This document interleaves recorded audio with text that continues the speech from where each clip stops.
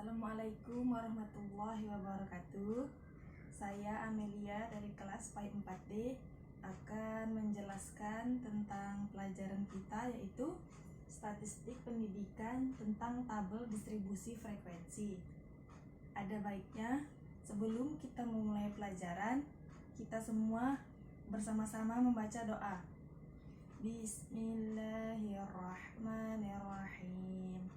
Rabbi shrah li sadri wa yassir li amri wahlul 'uqdatam min lisani yafqahu qawli. Rabbi zidna ilman warzuqna fahman. Amin. Baiklah anak-anak, kita awali pembelajaran kita dengan bacaan basmalah. Bismillahirrahmanirrahim. Selanjutnya, ayo kita mulai kepada materi yang pertama. Kita mulai dari pengertian tabel distribusi frekuensi. Apa yang dimaksud dengan tabel? Tidak lain adalah alat penyajian dalam statistik yang berbentuk atau dituangkan dalam bentuk kolom dan lajur. Dapat kita pula simpulkan bahwa dengan demikian, tabel distribusi frekuensi dapat kita beri pengertian sebagai alat penyajian data statistik yang berbentuk kolom dan lajur yang di dalamnya dimuat angka yang dapat melukiskan atau menggambarkan pencarian atau pembagian frekuensi dari variabel yang sedang kita cari objeknya. Selanjutnya, apa itu frekuensi? Frekuensi dalam bahasa Inggris yaitu frekuensi berarti kekerapan, keseringan, atau jarang kerapnya. Dalam statistik, frekuensi mengandung pengertian angka atau bilangan yang menunjukkan berapa kali ia keluar, atau variabel dilambangkan dengan angka-angka itu berulang dalam deretan angka tersebut, atau berapa kalikah suatu variabel itu keluar dalam suatu percobaan. Selanjutnya, ini contoh dari suatu tabel, yaitu nilai yang berhasil dicapai oleh 20 orang siswa SMA dalam tes hasil belajar bidang studi ilmu pengetahuan alam. Di sini seperti yang dilihat bahwa ini merupakan contoh-contoh nilai-nilainya. Nah, jika kita amati, maka dalam deretan nilai hasil tersebut nilai 65 muncul sebanyak 4 kali, atau siswa yang memperoleh nilai 45 itu sebanyak 4 orang. Dapat dilihat kemudian untuk nilai 80 muncul hanya sebanyak 1 kali, dan kemudian untuk nilai 90 ada 3 orang yang dapat mencapainya. Selanjutnya, tabel distribusi frekuensi data tunggal. Tabel distribusi frekuensi data tunggal adalah salah satu jenis tabel statistik yang di dalamnya disajikan frekuensi di dalam data tunggal, atau angka-angkanya itu tidak dikelompokkan seperti berikut contohnya. Dapat teman-teman lihat bahwa di sini untuk nilai 100 ada 10 orang, 90 15 orang, 80 25 orang, dan 70 10 orang. Sehingga total dari semua siswa yang mengikuti tes adalah 60 orang. Selanjutnya, tabel distribusi frekuensi data berkelompok. Tabel distribusi data kelompok adalah salah satu jenis tabel statistik yang di dalamnya disajikan pencarian frekuensi data angka, di mana angka-angka tersebut dikelompokkan. Nah, beda ya anak-anak. Kalau yang tadi data tunggal, itu angka-angkanya hanya 1. Misalnya tadi nilai 100, hanya nilai 100 saja. Sedangkan pada data berkelompok, itu nanti kita bakal melihat ini dia. Nah, sudah lihat ya, ini perbedaannya.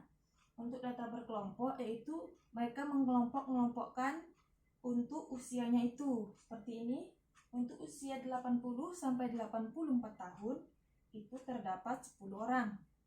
Untuk usia 75 sampai 79 tahun, itu ada 11 orang. Untuk usia 70 sampai 74 tahun, itu ada 19 orang. Dan selanjutnya sampai yang terakhir, yaitu usia 55 sampai 59 tahun, yaitu 20 orang. Jadi total semua orang yang terdapat dalam tabel ini yaitu 110 orang. Tabel distribusi frekuensi kumulatif. Yang dimaksud dengan tabel distribusi frekuensi kumulatif adalah salah satu jenis tabel statistik yang di dalamnya disajikan frekuensi yang dihitung terus meningkat atau selalu ditambah-tambahkan, baik dari bawah ke atas maupun dari bawah ke atas. Ini merupakan contoh tabel distribusi frekuensi kumulatif. Bagaimana cara mencarinya? Untuk frekuensi kumulatif bawah, pada nilai 100 itu frekuensinya sama dengan total dari frekuensi tersebut. Nih, selanjutnya untuk menghitung yang nilai 90, kita hanya perlu mengurangkan frekuensi 60 dengan frekuensi sebelumnya itu 10. Maka dapatlah frekuensi untuk nilai 90 yaitu 50, untuk 80 yaitu 50 dikurang 15 menjadi 35. Selanjutnya untuk frekuensi 50 yaitu 35 dikurang 25 hasilnya adalah 10. Untuk frekuensi kumulatif lebih dari, maka itu kebalikannya. Untuk nilai 100 itu frekuensi kumulatif atasnya sama ya, 10. Selanjutnya untuk nilai 90, maka 10 ditambah 15 menjadi 25. Selanjutnya untuk nilai 80, 25 ditambah 25 menjadi 50. Untuk yang nilai 50 ditambah 10 menjadi 60 atau sama dengan frekuensi semula. Untuk yang data berkelompok juga sama pencariannya, yaitu untuk usia 80 sampai 84 tahun, frekuensi kumulatif bawahnya itu sama dengan total frekuensi awal yaitu 110. Selanjutnya untuk usia 75 sampai 79, 110 dikurang 10 menjadi 100 orang. Untuk 70 sampai 74, 100 dikurang 11 menjadi 89 orang. Selanjutnya sampai ke bawah yaitu usia 50 sampai 59, jadilah 25 orang. Untuk frekuensi kumulatif atas juga sama. Untuk yang usia 80 sampai 84 tahun itu sama dengan frekuensi awalnya yaitu 10. Selanjutnya untuk usia 75 sampai 79, 10 ditambah 11 menjadi 21. Selanjutnya untuk 70 sampai 74, 21 ditambah 19 menjadi 40. Selanjutnya sampai pada usia 50 sampai 59, terdapatlah 110 orang atau setara dengan jumlah frekuensi awal. Selanjutnya kita masuk pada materi yang selanjutnya yaitu tabel distribusi frekuensi relatif. Tabel distribusi frekuensi relatif juga dinamakan tabel persentase. Dikatakan frekuensi relatif sebab frekuensi yang disajikan di sini bukanlah frekuensi yang sebenarnya, melainkan frekuensi yang dituangkan dalam bentuk angka persenan ya anak-anak.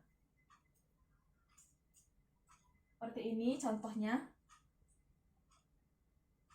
Sudah disajikan bahwa untuk persentase total jumlahnya itu harus semuanya adalah 100% dan tidak boleh melebihi atau kurang dari itu ya.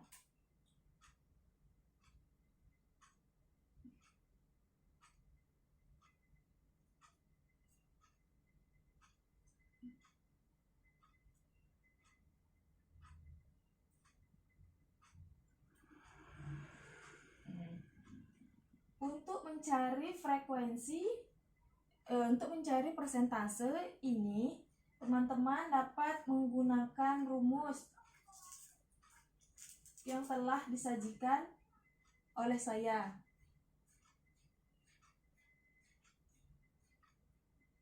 Ini yang tadi merupakan data tunggal, yang selanjutnya ini merupakan data kelompok.